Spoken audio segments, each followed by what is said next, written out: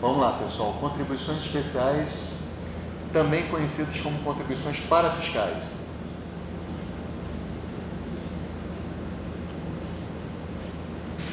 Qual é a origem histórica disso aqui, gente? Elas, no passado, eram mais conhecidas como contribuições parafiscais. Atualmente, elas são mais conhecidas como contribuições especiais. Tá? Qual é o itinerário histórico disso que vai fazer a gente lembrar algo que eu falei, acho que na primeira aula?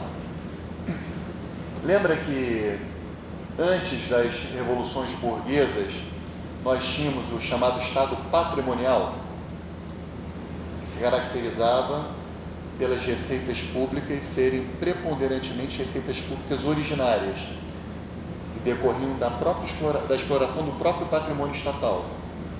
E também a confusão entre o patrimônio do governante com o patrimônio público. Né? Tesouro Real era o patrimônio público, era o patrimônio do rei.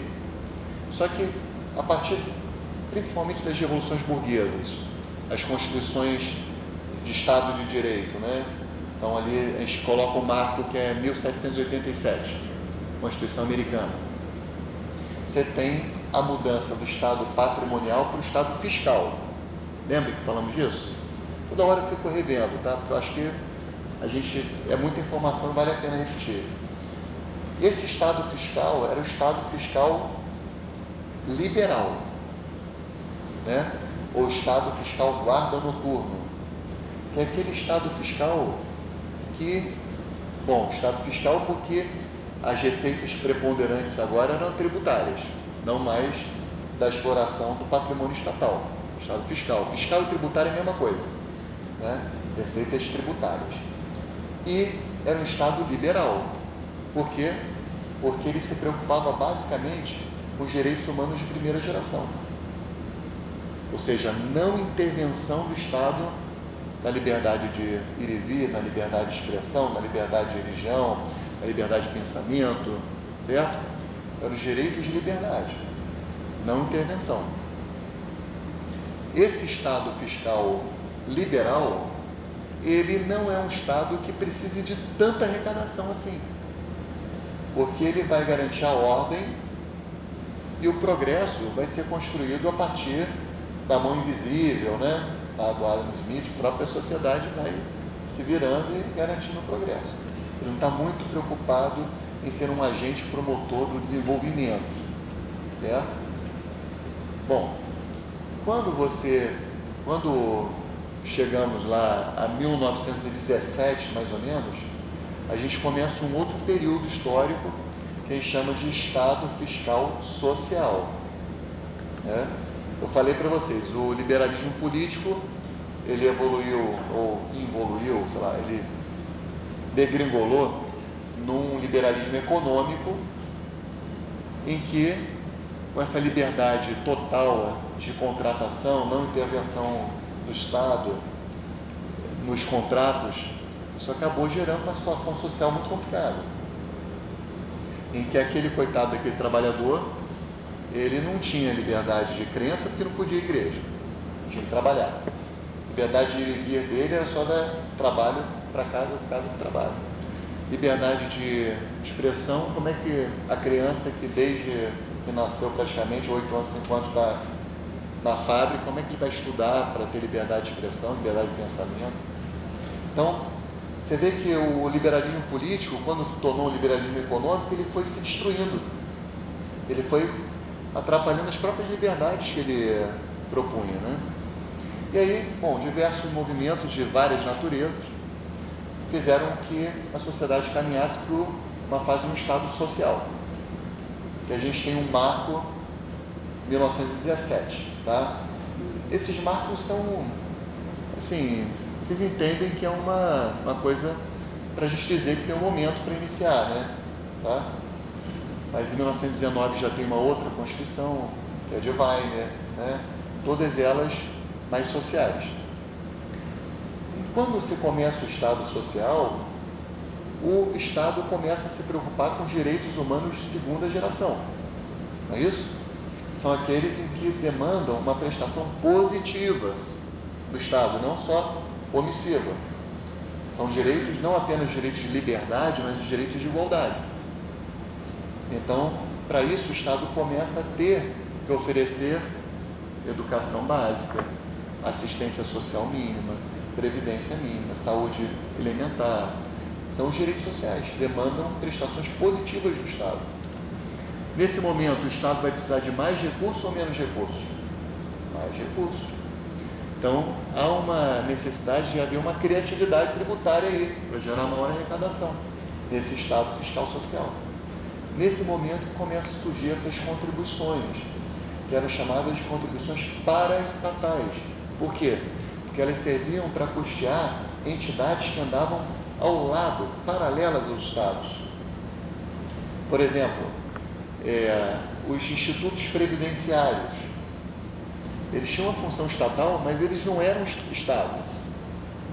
Previdência, no passado, pessoal, cada profissão tinha a sua própria previdência e a própria assistência. Se vocês forem ver, no Rio de Janeiro ainda tem o Hospital dos Servidores, o Hospital dos Bancários, hospital que eram institutos que pagavam a previdência, promoviam assistência social, seguridade, de categorias, certo? Então essas entidades elas estavam ao lado do Estado, não paraestatais. Aí havia necessidade de fomentar o direito social ao trabalho, a partir da aprendizagem, né? Então surge SESC, SENAC, né? Esses órgãos, essas entidades do Sistema S, que fazem a aprendizagem industrial, aprendizagem comercial, são as aprendizagens. Estão paralelas paraestatais, são paralelas aos Estados. Aí começam a surgir os órgãos de fiscalização das profissões. Já ouviram falar no CREA, CREMERGE, né? Conselho Regional de Medicina, Conselho Regional de Engenharia, Arquitetura e Agronomia, Conselho Regional de Educação Física, Conselho Regional de Odontologia, o CRO. Bom, eles são Estado? Não, são autarquias, estão ao lado do Estado. Recebem também uma contribuição. Entendeu? Então a ideia das contribuições parafiscais, contribuições parafiscais. Contribuições parafiscais eram contribuições para custear entidades que ficam ao lado do Estado. Só que com o passar do tempo, esse sistema de contribuições ele foi se agigantando e muitas vezes é o próprio Estado que arrecada essas contribuições e depois destina os recursos a essas entidades, certo? E às vezes o Estado não destina a ninguém, ele pega aquilo para ele próprio intervir na ordem econômica e social, certo? Então por isso que o nome foi se modificando de contribuições parafiscais para contribuições especiais, certo? Mas na essência é exatamente a mesma coisa. Que coisa é essa? O que caracteriza essas contribuições especiais?